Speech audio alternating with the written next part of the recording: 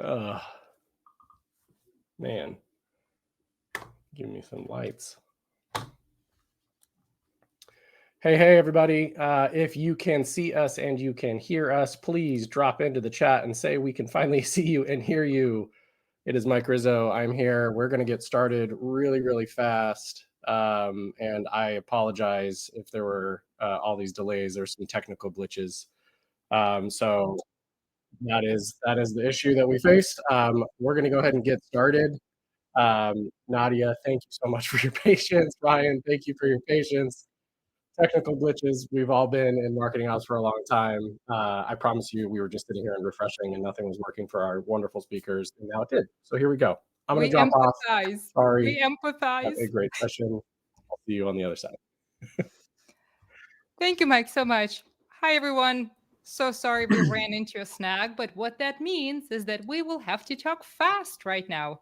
Ryan, are you ready to talk fast? I am. I've got my Diet Coke. I am hyped up and ready to go. Super ready to talk fast. All right, let's start with a screen share. All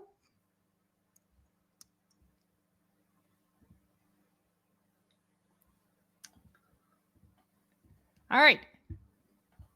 And with this, welcome everyone.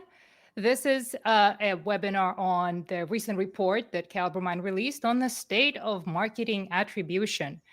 And let's start with introductions. I mean, I don't know how many of you know me, know Ryan, but I will start. Ryan, I'll pass it on to you. I'm Nadia Davis. I'm VP of Marketing here at CaliberMind.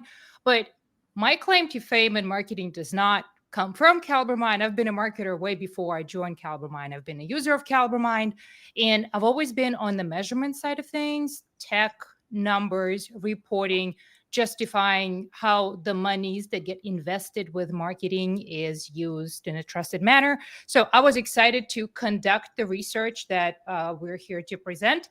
And Ryan, I'll flip that over to you. Yeah, thanks, Nadia. For those who don't know me, I'm Ryan Gunn. I'm the founder of Attribution Academy. We create courses for marketers who use HubSpot to learn how to prove their impact on revenue. And I've been in marketing for about 12 years and in the HubSpot ecosystem for about 10. And I think you're considered a veteran. 10 years in tech. I think when I started using HubSpot, it was truly just one hub. It was just marketing.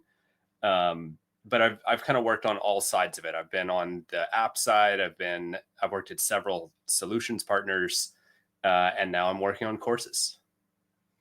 I'm super excited to have you. Thank you so much for joining. Would love your opinions on all the things that we will be covering. It's definitely a controversial topic. And I feel like if you want a lot of reactions to your post on LinkedIn, start with attribution. Start hating, start praising, start telling people that it's all dead. You will get all of the reactions that you want, because I feel like the topic is just so hot. And just as it is hot, it's complex. Would you agree with this assessment? I completely would. In fact, the reason that I decided to do a course on attribution is precisely because of that. Because when I would post about it on LinkedIn, it got so much more engagement, and there were so many people who wanted to know more about it. Yeah, I feel the same. So the way we're kind of gonna go through this report, I will share with the audience the methodology behind this report, like how did we compile all the things that we compiled. We'll talk about this evolving role that the methodology or the framework of attribution has, and then we'll kind of riff on some trends and predictions for 2026. And I would love to hear how much of that in your ecosystem you kind of encounter and see proof for versus things that may be, specific to the segments that we talk to. Yeah, let's get going. Great. All right. So I don't have to introduce this slide. Everything is dead when nothing is dead, really.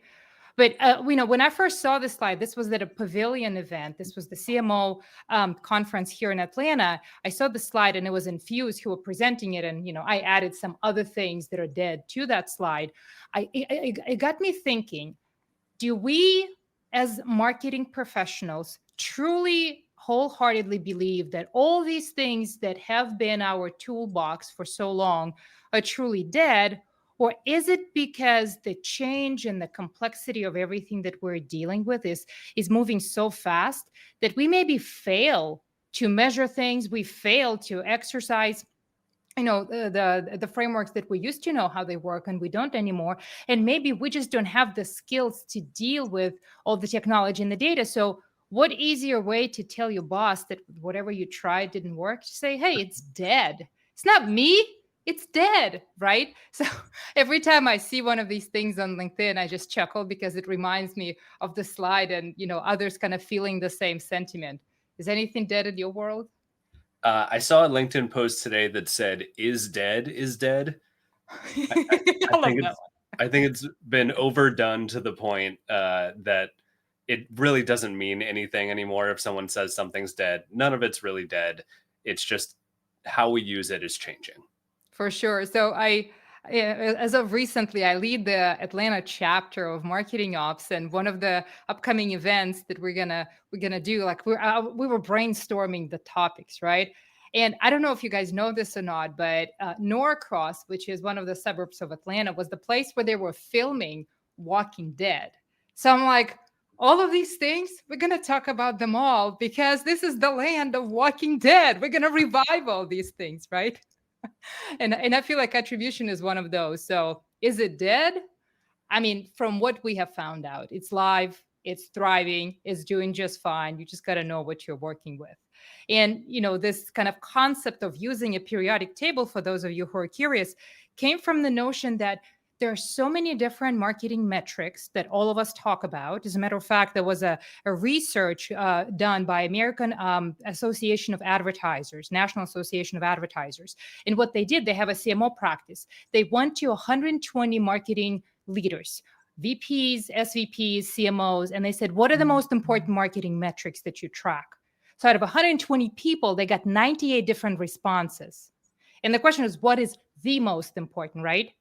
Then they took the same question to a group of CEOs, and it was a smaller group. I mean, CEOs are busy people. They only got 30 in the room. They said, out of everything, what are the most important things? The CEOs came up with 3. And then the researchers, the CMO practice, said, well, did you know that the marketing bunch came up with 98?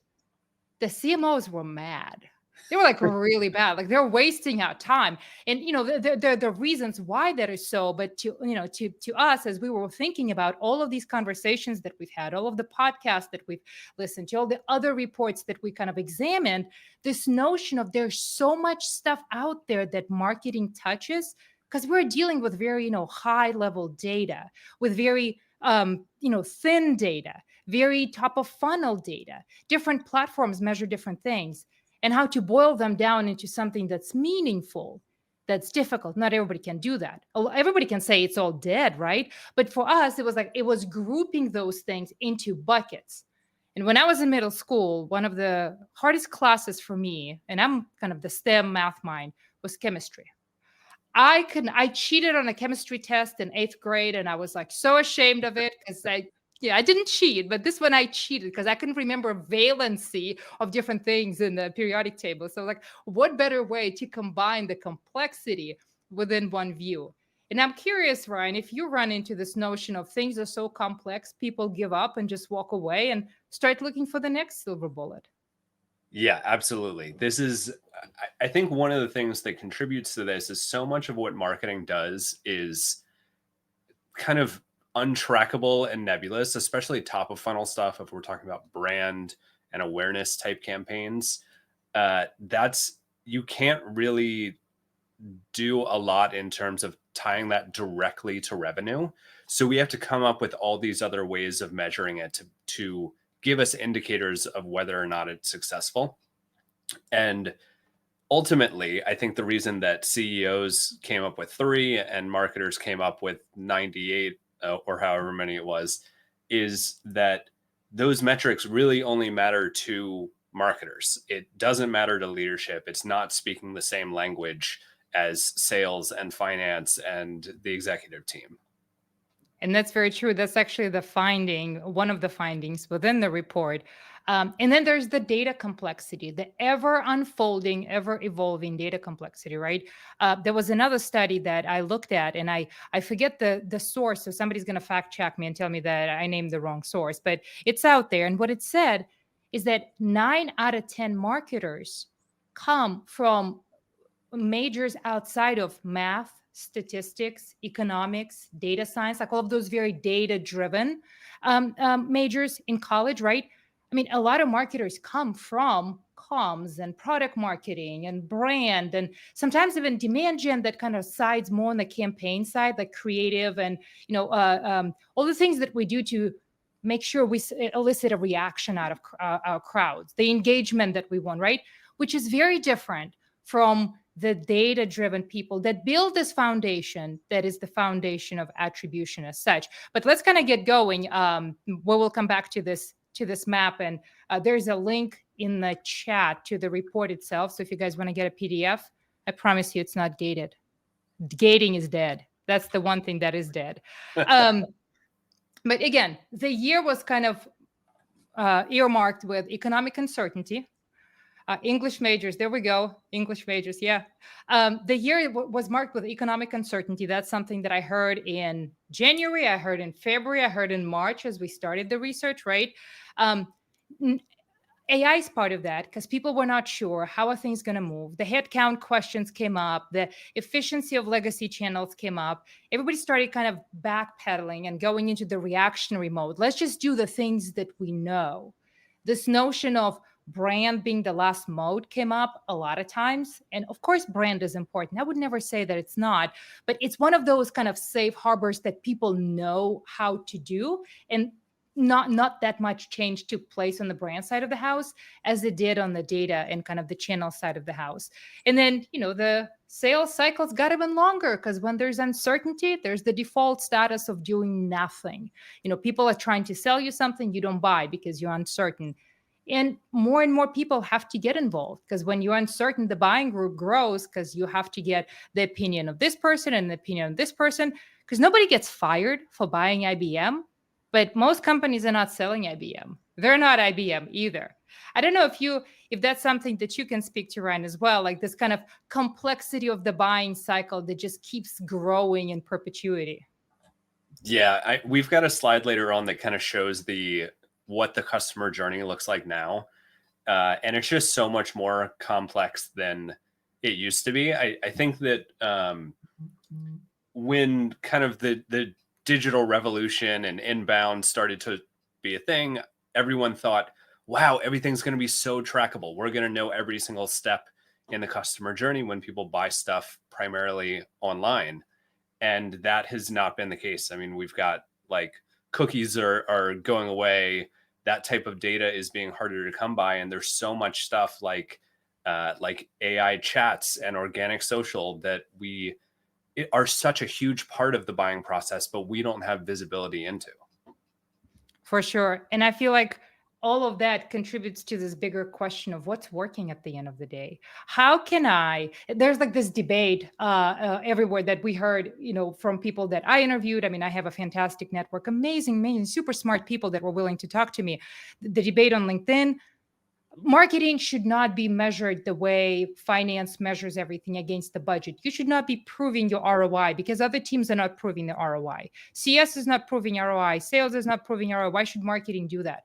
Well, when you think about it, you're kind of given a budget. You're kind of given a lot of money, and the only mandate that comes with it, go spend it.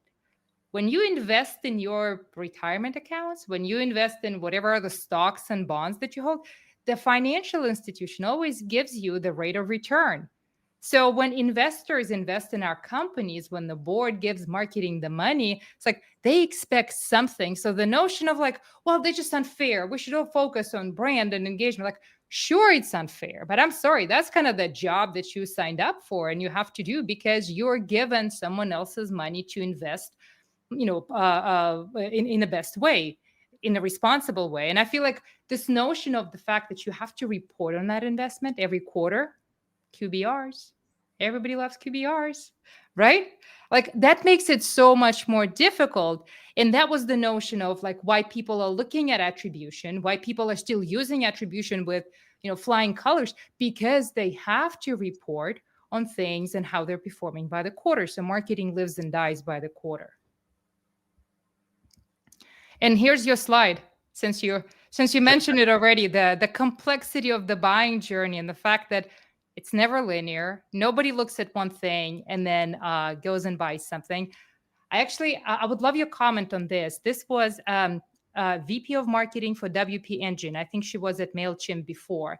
And she was talking about enterprise sales and how everybody loves Google Ads, right? Like, I mean, we've got like, what is it? Over a decade of Google Ads experience. It's comfortable. We know it. Like we finally figured it out, right? And they stopped working, but we're not going to talk about that. We figured it out and it's trackable. And there's something within Google Ads that gives you kind of visibility into what came from where in a limited way, right? But still. And she goes, have you ever seen an enterprise buyer go to Google and say, what is the best, name it, cybersecurity solution, workload automation solution, the industry that I worked in? They don't do that. They don't click on that ad and come and buy. That's your e-commerce, right? So yeah. This notion of we're going to track the path from the click to the conversion. Oh, wait, it doesn't work. So attribution is dead. It's a flawed way of thinking about it. Would you agree with that?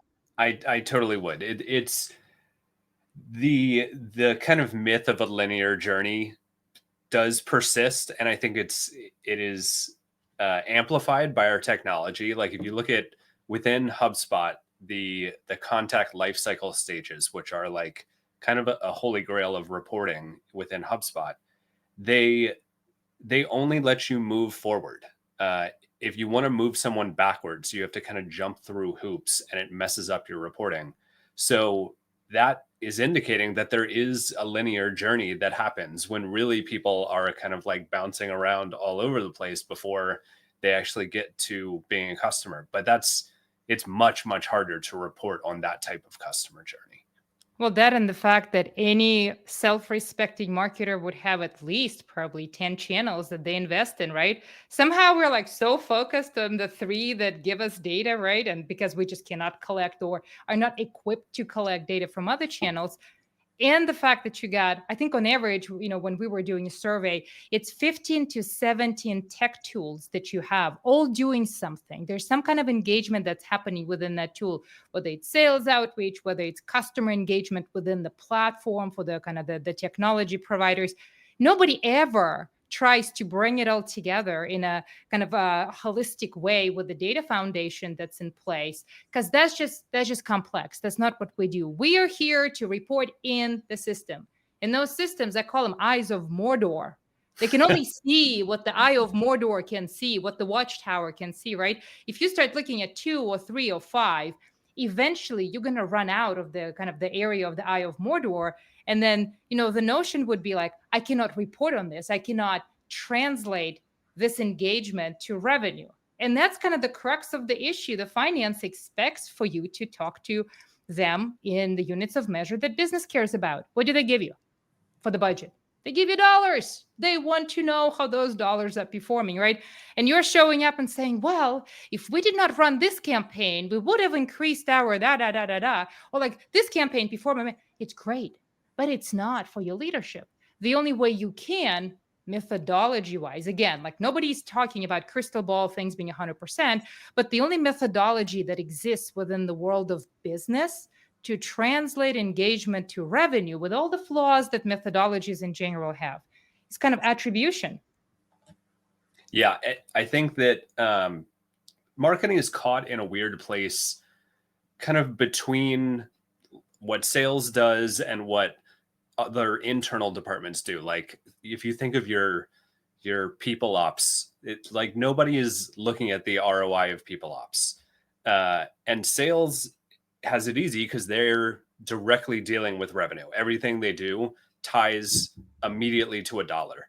And marketing is in this weird spot where a lot of times marketing is not graded on dollars. It is graded on number of leads, or some vanity metric. And when that happens, I think it makes marketing look like a cost center, when really we need to like shift the conversation and make it not about spend, not about cost, and make it about impact on revenue. And attribution is how you do that. For sure. That's such a good statement because, there is this science versus art or art versus science within marketing, right? And what you do is really art. You're trying to get people to respond in a meaningful way. You're trying to drive behavior. All of your campaign and demand gen and creative people within your marketing house, that's what they do. And they're really good at it. You cannot take Chat GPT or anything and replace that because there's the psychological aspect of, does this work? Will this elicit the response? And yet the grading is very much the same as what you would do when you put $1 into the bubblegum machine. I think it was John Miller with this whole bubblegum machine conversation, which you cannot put $1 in and get $2 out. It just doesn't work like that. I agree wholeheartedly. Like, this is not bets on guaranteed future. I mean, you might as well bet on horses. Somebody's sharing some stuff in chat. But yeah, the notion is such that we have conditioned everybody to think that this is a guaranteed science. And we took away the notion of a methodology being a methodology, saying that it's just a proven fact. When in reality, business runs on methodologies. I mean, if you don't like methodologies, you would go into something that's more, predictable, like coding, where it's, a very exact science. But with methodologies, pipeline is a methodology. I don't see anybody having beef with pipe the same way they have with the methodology of attribution, where you could argue, what, 10% probability, 20% probability? Who says? And what constitutes pipe anyways? The sales guy saying that there's a deal over there, so we open an opportunity and assign the dollar amount, when in reality it's someone's perception based on one conversation that they had with a prospect that there's a deal. Like, I'm not here to hate on the pipeline. Like, it's a methodology. That's how we run business. So, when we were talking to people, usually the enterprise level folks, the ones with background and kind of this understanding of process and cross-functional collaboration, they did not have a problem with that because they had the resources and the knowledge to understand that that's just part of the business. You will never know anything 100%. You have to deal with uncertainty and ambiguity and make your best guess and best bet, right? And I feel like, this methodology specifically within this report, the methodology of attribution, kind of confirms that. All right, so we will move into the parts of the report that now have some statistical data. I mean, Scott Brinker, fantastic guy, that's his State of Martech survey, kind of identified the challenges that people are running up against, trying to figure out how much revenue marketing drove. And these are all the things: data integrations, 100%, budget constraints, 100%, and the fact that you have to kind of justify how you spent the money, right? Tool complexity, always there's something. Pace of change. Scott Brinker actually is coming to our Hitchhiker's Guide for Marketing Analytics, the event that we're running. He will be the closing keynote, so make sure you register for that event. But, he was absolutely 100% right that this complexity scares people into being able to probe deeper and understand how frameworks should be built, because eventually, unless you have dedicated resources in-house for data science and marketing analytics, a person who is running ops may, eventually get to the point where it becomes too complex, too IT, too data science, too, in-depth marketing analytics to be able to even stitch all these things together. And they may not even have tools or resources to bring the data that lives at a different level and a different structures. I mean, think about it. Your LinkedIn reports on account level data. Then your Google Ads is completely anonymized, right?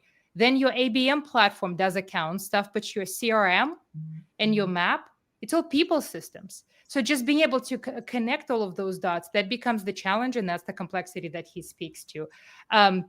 What's your take on this, Ryan? Yeah, that last thing you said really resonated with me, because that's been a problem at pretty much every company that I've worked for internally or that I've consulted for, is even within just the tight confines of the customer journey and the funnel. Like, when you are dealing with leads, you're probably dealing with people, and then sales is dealing with deals. And then once it's a customer, it's probably at the company level.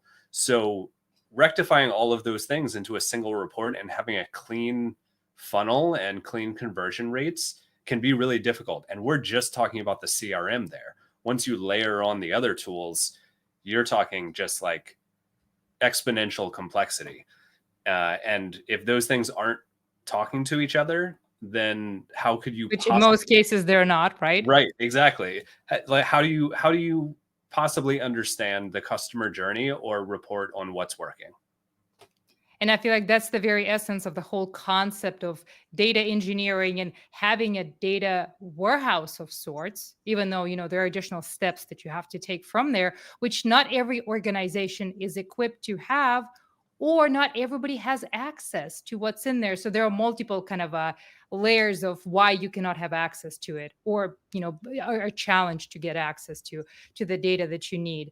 And I feel like in a lot of cases, there's this misalignment where marketing just looks at things that marketing did. And there's this concept of buyer's journey. Like we talked to so many different marketing professionals and we said, how do you guys report on your marketing, on your buyer's journey?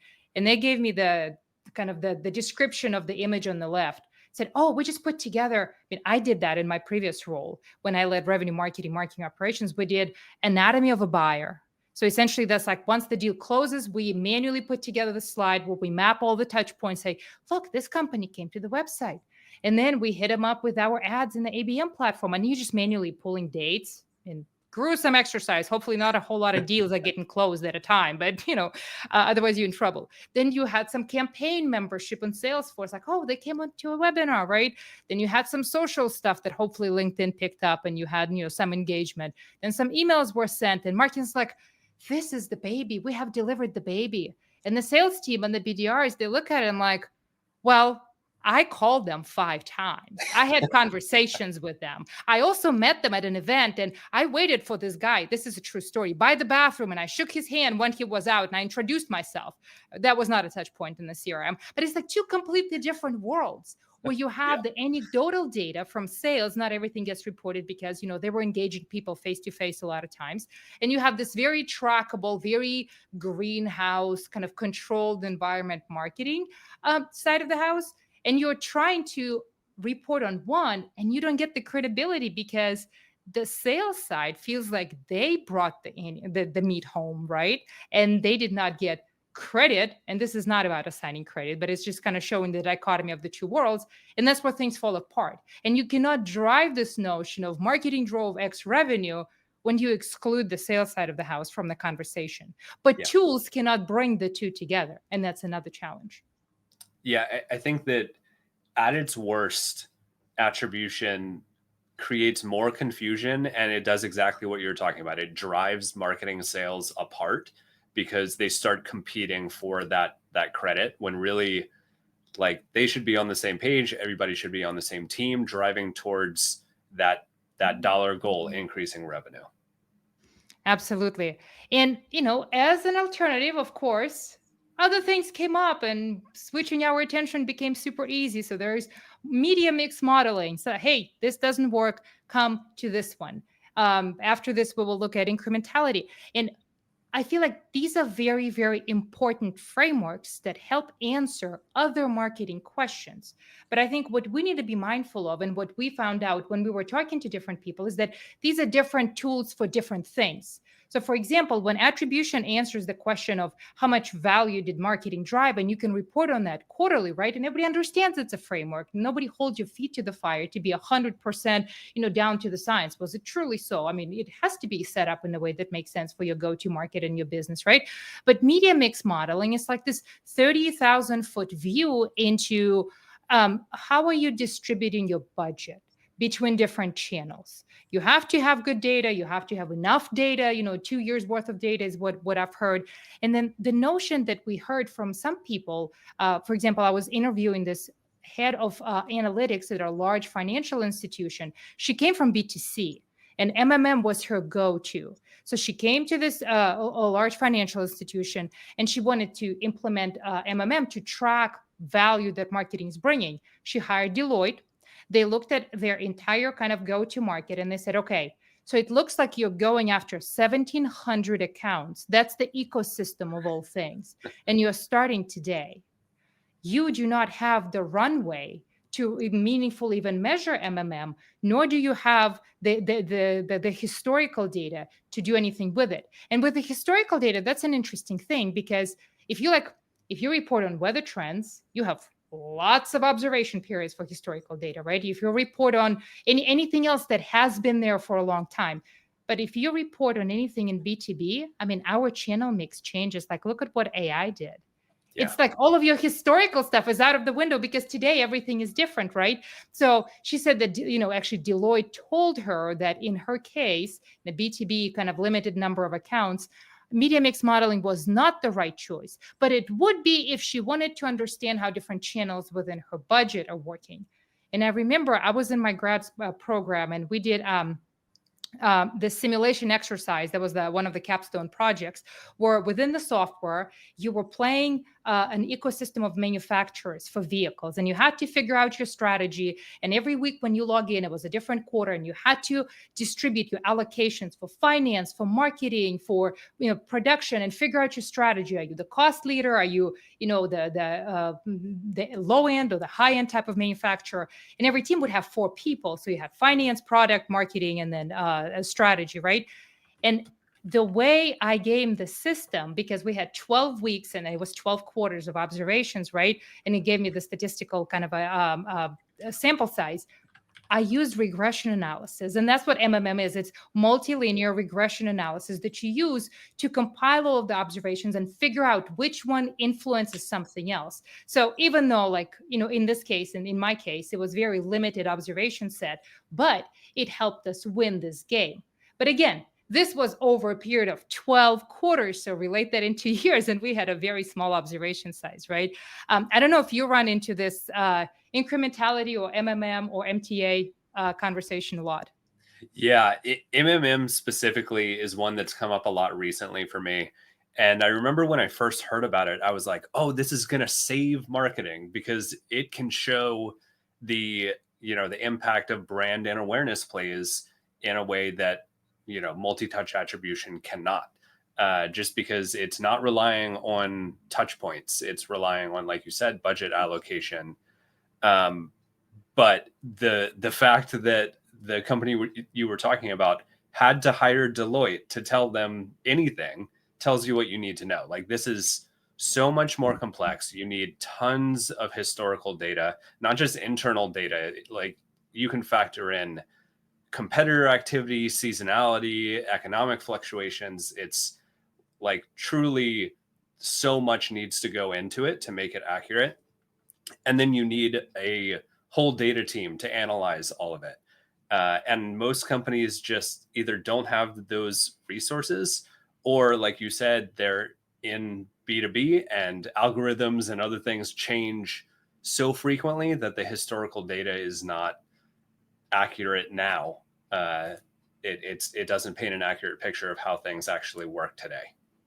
For sure. And then another person that we talked to about this, she's a senior data scientist at Microsoft. I was incredibly lucky to kind of get to a person with that much knowledge.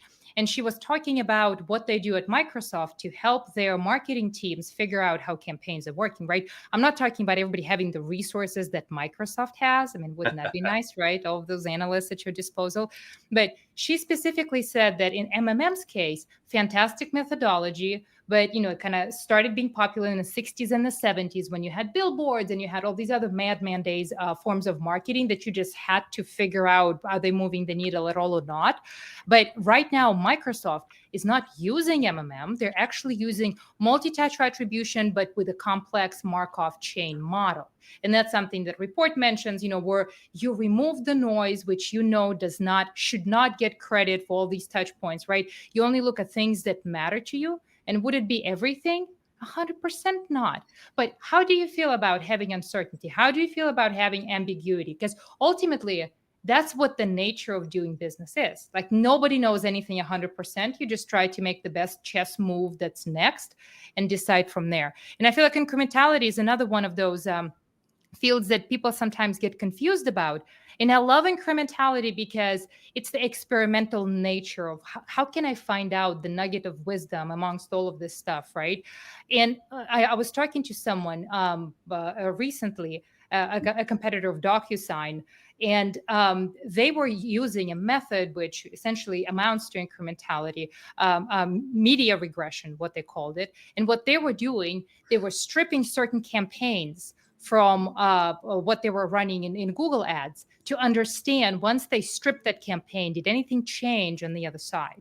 Took them 6 months to run the exercise, and phenomenal, super smart people. Actually, this guest will be on Hitchhiker's Guide as well. But it took 6 months to get the findings that they needed, helped them in many tremendous ways. But again, it's a different question that you're answering. So I think coming up with the right question and knowing what methodology to use, what tool in your toolbox, I think that's kind of the lesson from this part of the report that we captured. Yeah, I think a fatal flaw in how a lot of companies think about attribution is they're looking for causality when really a lot of the measurement we're doing only indicates correlation. My kind of go-to analogy for this is the idea of a compass versus a map. And attribution is much more of a compass. It's not going to tell you exactly what's working, but it can be a strong directional indicator that can inform your strategy. You actually give me goosebumps right now, because we had a customer do a success story, and they referred to CaliberMind as compass. That's our compass. It helps us know where to go. So totally a side note. Okay, so this is essentially the attitude of 2025, right? All of these complexities that we talked about, tons of tech, tons of data, tons of touch points. And here we are in this webinar talking about the general state of confusion, right? And when it comes to all of the kind of elements within attribution, many people know the word, very few know the work that goes into it. And I mean, I cannot blame them, because I feel like all these systems made it so easy. Like, you buy, whatever tool it is, you go get your LinkedIn, you go get your Google Ads, you buy Marketo, HubSpot, Salesforce. They all have their attribution module that makes it so easy, no setup, out of the box, click, click, click, and it's giving you something. But it's never that simple, because I was at a makeup store the other day, and I bought enough makeup where they said, you qualify for our promotion, you get our free lipstick. I'm like, fantastic. She shows me the colors, and they're all hideous colors. They're reds and browns. I mean, not for me, for someone maybe. But I'm thinking, well, that's what you get for free. So I feel like this notion of having the right tooling to even be able to do this, it's not something that comes out of the box. You have to critically address, how does my business go to market? What matters? Should I look at everything, or certain things matter less and they're noise? But not everybody's equipped to do that. Would you, I guess, what's your comment on this sentiment? Yeah, I completely agree. It's a really complex thing. And like you said earlier, it's so many marketers come from more of a creative background. I think it's only in the last few years, really, that the importance of data has pushed a lot more people to learn the kind of STEM side of marketing. But it's so valuable, especially in the age of AI, when it's changed how companies are thinking about marketing and how they're allocating resources to marketing. And you're seeing creative teams getting laid off. The people who are not getting laid off are the people who understand data and who can report on that stuff. Fair point. All right. So, as we were talking to all of these people, and this is part of the report, what we found out, that if you do not use this methodology as a tug of war for credit, but you rather look at using it to fuel revenue conversations. And by revenue conversations, I never mean by flash a chart, show a number, and say nothing. That's the worst way of presenting data, because everybody who looks at that chart will have their own version given what they don't know, how they would interpret it. So, the presentation of data is important.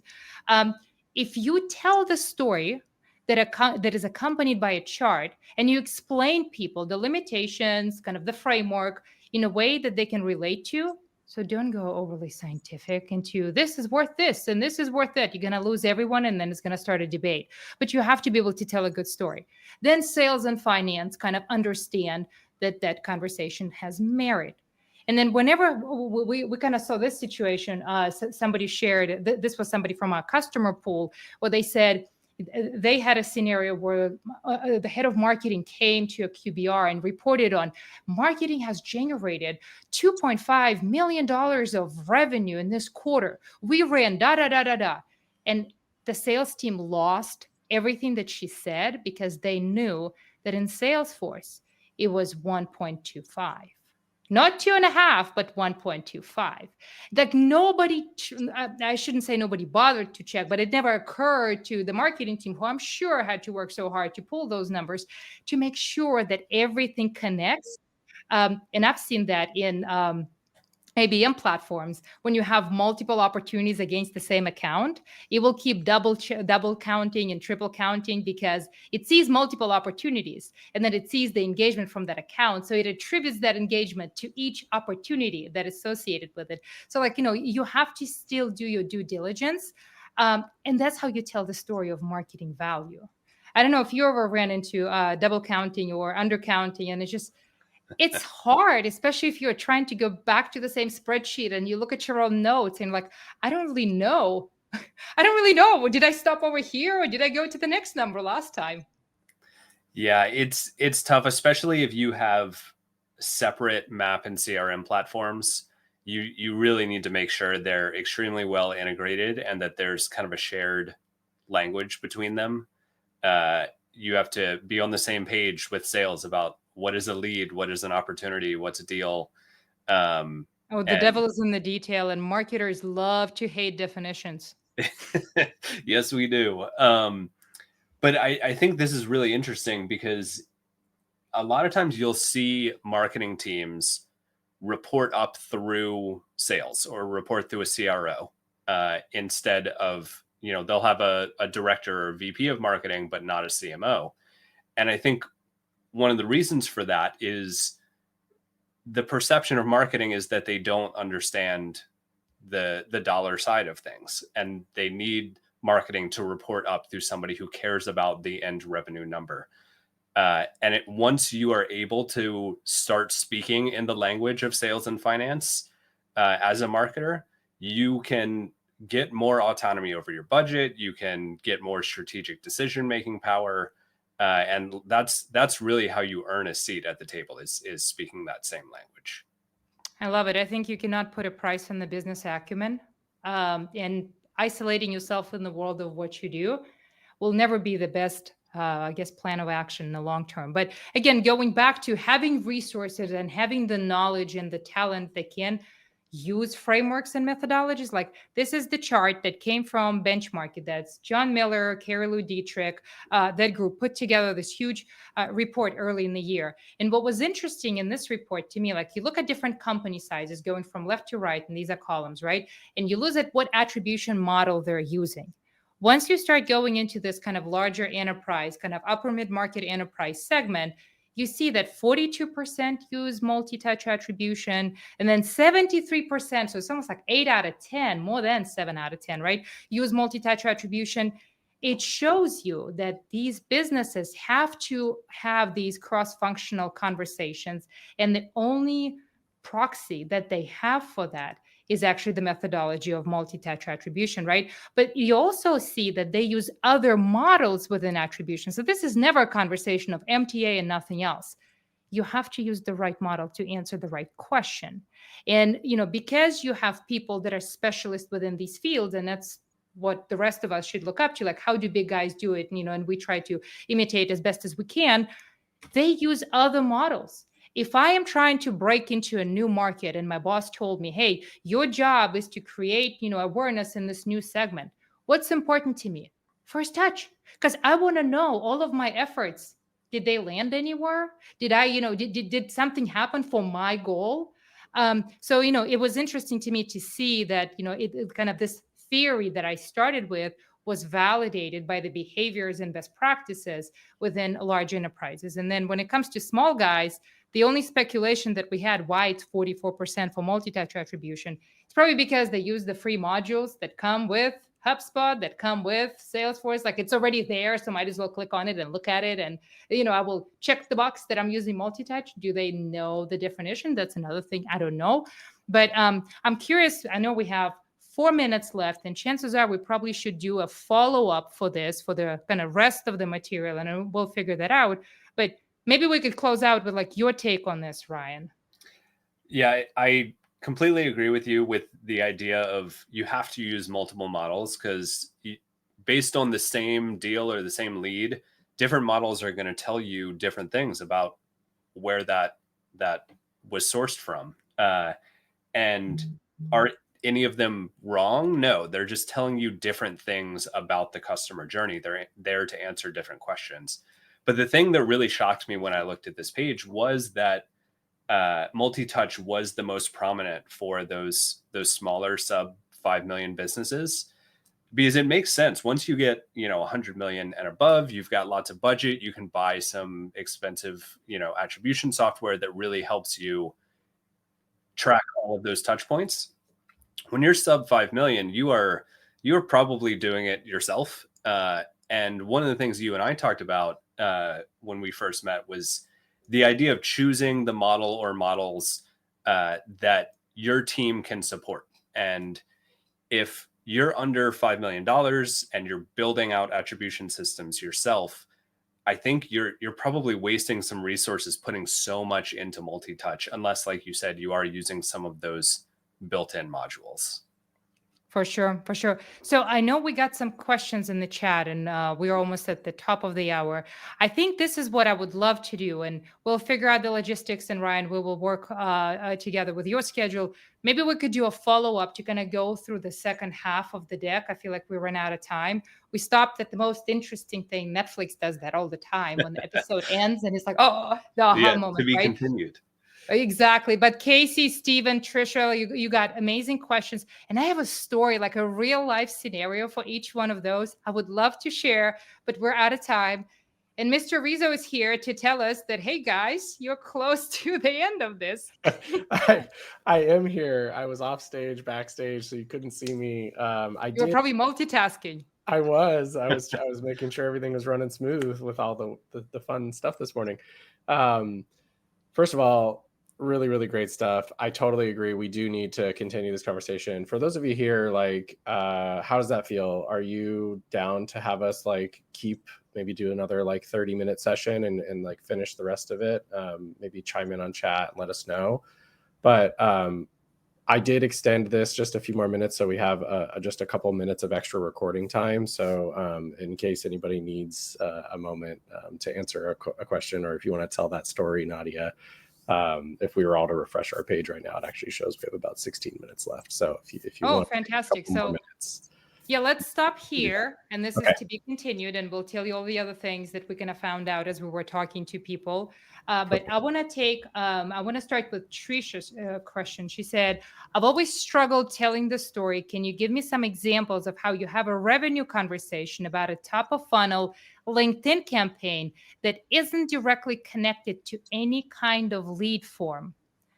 This is a fantastic example how us marketers take our very in the weeds, very tactical, very specific to the marketing realm conversation, and try to explain that maybe that's not your scenario, but I'm kind of elaborating here, to someone who does not live the life that we live. Now, if that's a conversation with your boss, who is a marketer, and you're just tactically looking at trying to figure out, should we continue doing stuff with LinkedIn? That's one scenario, but I would recommend to never have this conversation outside of the marketing realm. You're just going to lose people. You're going to give them the level of information that they don't need, because that's not their life. But if you're trying to tie LinkedIn to other places, I will give you an example from CaliberMind, right? Our customers do track LinkedIn engagements as the part of the buying journey, whether it's impressions or clicks. And what you look at, not just LinkedIn in isolation, but was it an additional layer of engagement in addition to other things? You may, after seeing it for so long, you may decide that it's irrelevant because you see the same pattern everywhere and the deal size doesn't change when you have everything connected and everything tied together, right?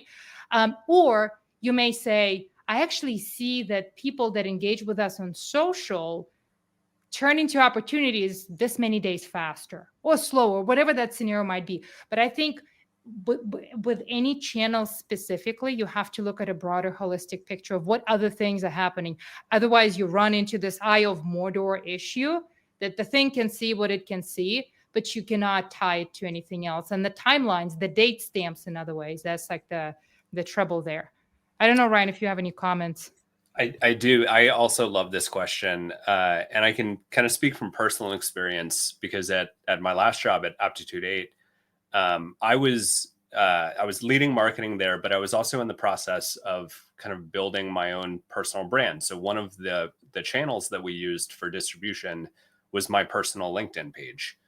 And that's something that, is obviously, unless I'm including a link in every post, which kills your reach, you're not going to be able to track that very easily. But one of the things that we saw is in sales conversations and also in the contact us form that we had, we would ask, how did you hear about us?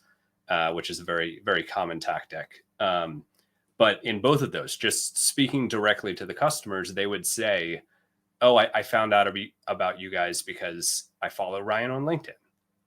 And that's not a quantifiable touch point. But it is something that, I would talk to our sales reps and they'd be like, oh, like a third of the people I talked to this week mentioned you by name.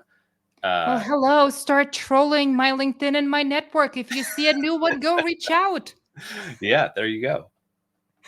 Fantastic. I'm going to take another one. That's from Steven. That's more like a comment, but I want to elaborate on that, where he said that in B2B SaaS, you kind of miss those channels that MMM was developed for, those offline, not digital spans, billboards and things, right? And he said that in B2C, it works. In retail, yes, but rarely saw it working well in SaaS. I had this scenario kind of with a similar notion with a sales team. Like in my previous role, we did a bunch of events. I think you guys might have heard me talk about it. We did like almost 100 events per year. Like conferences, 100 conferences per year. Like any given month, it's about 10, right? Across 5 sales guys. And some of them were smaller. Some of them were bigger. I had an events manager. But we had this meeting with sales and marketing at the end of the year. And the question was, we want to do more events. And we want to understand what marketing needs from us so that you give us green light to do more events, so that we can shake hands, take people out, do all the things that sales does to close deals. Very like 1980s, 1990s approach, but this was a government industry. That's what they're used to, right? And I could not find any proof in any systems. I used my Salesforce campaigns. I used my Marketo. Like I extrapolated everything, put it in Chat GPT, and I said, like, help me figure out like all these date stamps, what precedes what. I couldn't do it. So I went back to the team. I said, I do not have any proof that events move the needle at all. They just don't. I don't see that. I cannot give you another $250,000 for events because I just don't see that. That made me a very unpopular person because we were a very much sales-led organization. And eventually we landed on the notion like, you guys got to put people into the system that you talk to. You have to enter your leads or your contacts, whatever, into Salesforce so we can associate them with an event. And they look at me like I was from planet Mars. And they said, so you're telling us that in 2024, there is no technology that puts people into Salesforce when we talk to them at an event. I thought he was joking. But he was for real. And I'm thinking like, wouldn't that be a cool kind of SaaS idea? You marry Zoom Info with Alexa and you got your cell phone in your pocket and kind of automatic. But you're going to get the notion, right? Like you will never find out if the deal closed because you said to some, decision maker on the plane, next to them on the plane, or you sat next to them at a bar in the airport waiting for your flight from a conference or whatever other place, right? Like there's that level of ambiguity that you have to be comfortable on, because at the end of the day, what is your big goal? Why are you doing all of this? Like, why are you doing all of this? You're not doing all this to drill down to like this experimental lab science value. Who is that one thing that worked? And I'm going to tell the story. You want to make a better decision. You want to scale that decision, say, well, based on what I know, I make this decision. Otherwise, it's paralysis by overanalysis. You lose your, moment of opportunity because you take so long to go look at what you got and figure out and complain about what you don't have. That's kind of my sentiment. I think you just came up with a multi-million-dollar SaaS idea of like, I'm horrible at coding. some little like AI. You're vibe coding it now. Yeah, AI one that listens to your conversations at conferences and creates CRM records. There are some things out there I've been hearing about for note taking and stuff like that, but the problem is the associative record, right? Like who's the person that you're speaking with and all that stuff. Well, if they cannot add a person to Salesforce, what kind of sophistication would be required for them to know how to turn on their cell phone when they're talking to this person on time?